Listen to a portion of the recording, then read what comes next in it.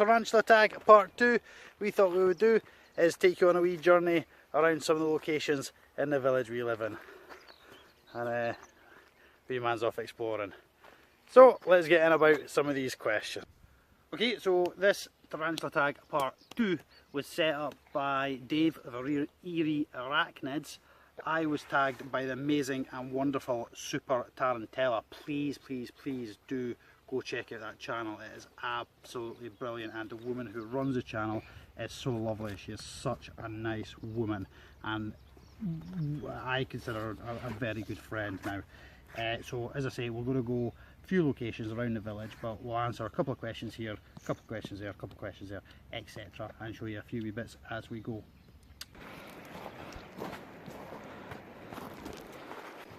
Okay, so question 1.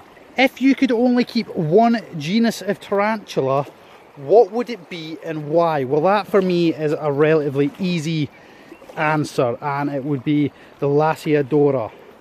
The reasons why is my first ever sort of real big proper tarantula was a Lasiodora klugi, sorry.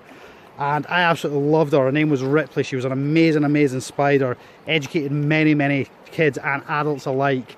Loved by everybody. Then kept Lasiodora parabiama, and all in, they're just absolutely huge, big, gentle beasties. I've never yet had an aggressive Lasiodora yet. So, oh no, so that would be the answer to that question.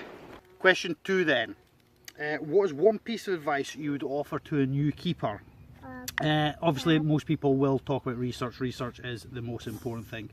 I would say find people that aren't going to be sarcastic and derogatory and demeaning, and really listen to what they've got to say. YouTube's a great source, but finding people through likes of Facebook or dedicated forums allows you to be able to contact somebody directly, or even Instagram. I speak to a very good friend on Instagram.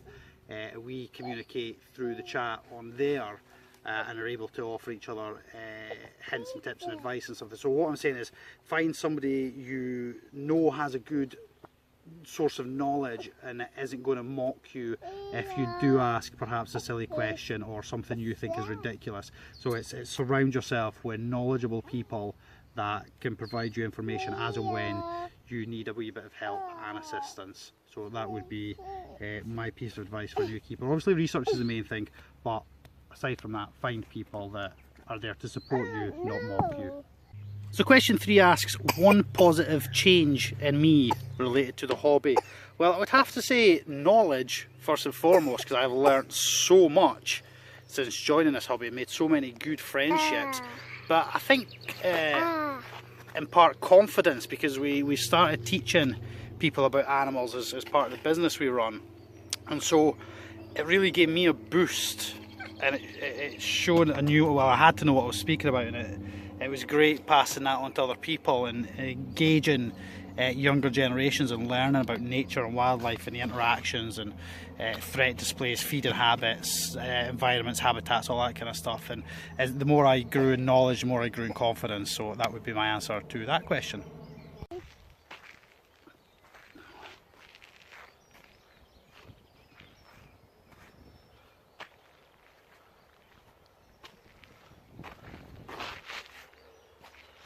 Okay, so question 4. What do you regret bringing into your collection, and what do you regret not getting when you could? Okay, so bringing into the collection, I think my biggest regret would probably be the velvet worms. I don't think they really do very well in captivity, and I was, I suppose, too selfish to just keep them out in the fridge like I probably should have, because I didn't really see the point of having a pet I was going to keep out in a refrigerator. So I tried to accommodate that in the house somehow, and it wasn't really overly successful. So my regret for bringing in would be velvet worms. Regret for not getting, I can't think of anything I regret not getting. I can't think of any opportunities that have arisen that hasn't become anything. So in terms of regrets for not getting, no, I can't say as I've any. So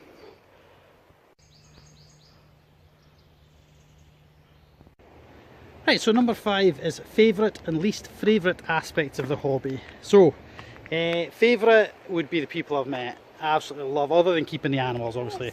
The people we've met are absolutely brilliant. I've made so many good friends through this hobby. Least favourite aspect would probably be the bullying and belittling and mocking and just being nasty to newcomers for no reason. And I've mentioned that many a times. I think it's really unnecessary, unneeded, and I think it can really put people off the hobby. So that would be my favourite and least favourite aspect of the hobby. It's a big rock, that's right. Okay, so question 6 asks, if you could do a collaboration with any YouTuber, who would it be and why? That's a really tricky one because there's so many YouTubers I would love to do a collaboration with, and for now I'm going to say my good friend Gar over at Predator and Prey Online. He's a really awesome dude, and yeah, so that's going to be my answer for that one. Shoes.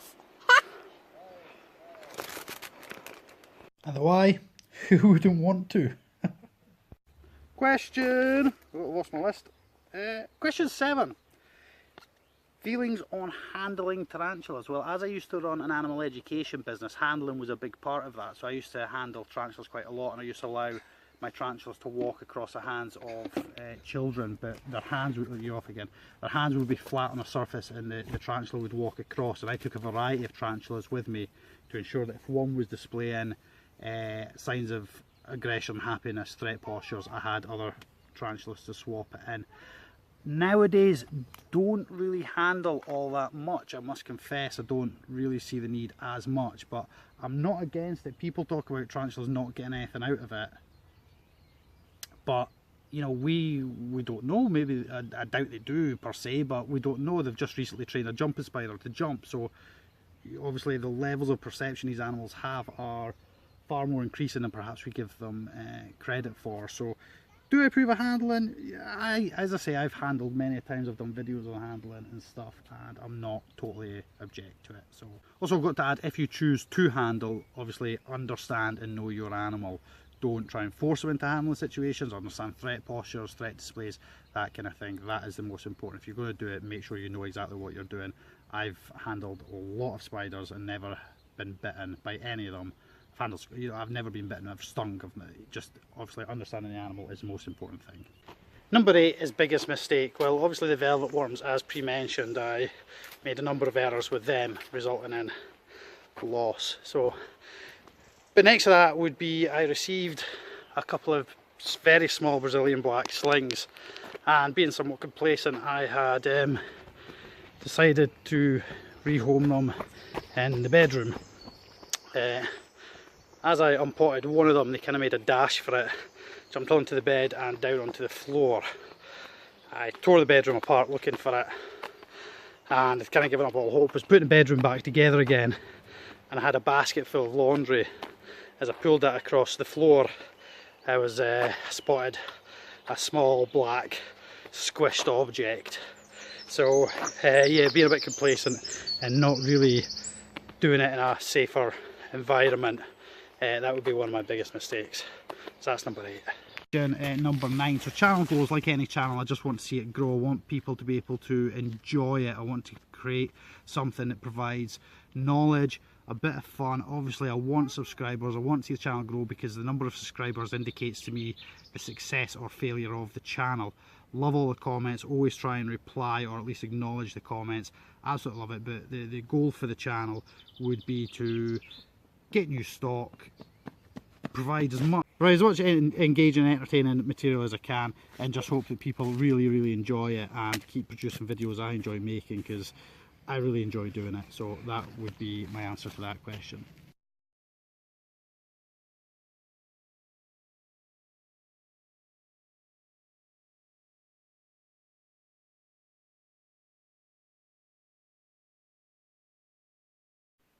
Number 11. Favourite enclosure you made? Well, technically I've only ever made one, and it was a bit rubbish. But if we're talking about favourite enclosure I've set up, then it would probably be this one, which is of course the ogre faced setup. I just love the thick blanket of moss, the natural setup. I just absolutely really love it. But I quite like my H. Swamadami one as well, but meh.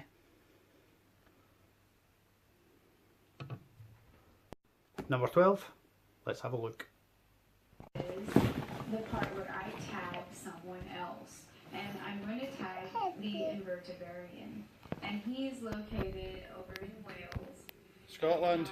And my question to him and the man is, of all the inverts you've kept, which has presented with the most challenging husbandry and why?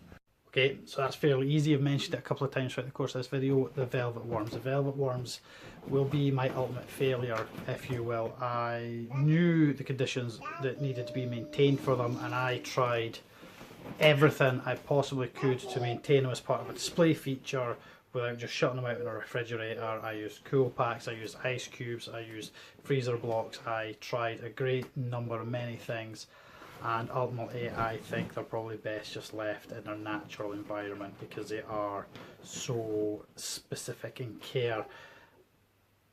These are all easy in comparison. Emperor scorpions would be another one. I've had a number of emperor scorpions, and for want of trying, I don't know what it is, I've had just huge amounts of failure with keeping emperor scorpions, so much so that I won't keep velvet worms again, and I won't keep emperor scorpions again. Forest scorpions I have had no issues with. I can keep a forest scorpion, no bother, but emperors, don't know, can't do it. So emperor scorpions and velvet worms, I've pushed my boundaries, and I've given up because I'd rather not risk any more lives. So hope that answers that question. So finally, number 13, we have to select somebody across the pond or in a different country away from us. So my selection is for bluegrass inverts, and my question to you, I wrote it down in case I forgot it.